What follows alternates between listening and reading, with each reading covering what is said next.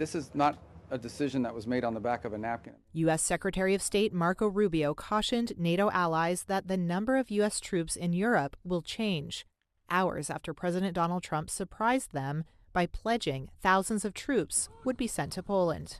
But Rubio said such decisions were technical, not political. First of all, the United States has global commitments for our military. So we are constantly reevaluating where we're positioning forces. I think, what's happening now is that any decision that's announced or made is viewed through the broader context of some of the frictions that we've had in recent months. Trump announcing a plan to send an extra 5,000 troops to Poland appeared to be an about-face. It came a week after the Pentagon said it was canceling the deployment of thousands of troops there.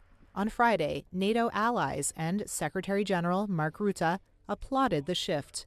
Our military commanders are working through all the details, but of course I welcome it.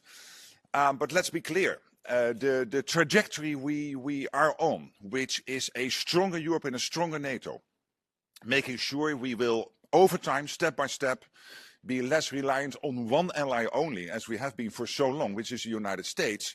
It was Rubio's first meeting with NATO allies since the war on Iran sparked deep divisions inside the bloc, with Trump saying he was considering withdrawing from the alliance. In a moment of conflict, Rubio cautioned NATO ministers that Washington's frustration with some of them would still need to be discussed. If you go back 30 years, there's never been a time in which there hasn't been a debate in American politics about what our presence and our contribution to NATO should be.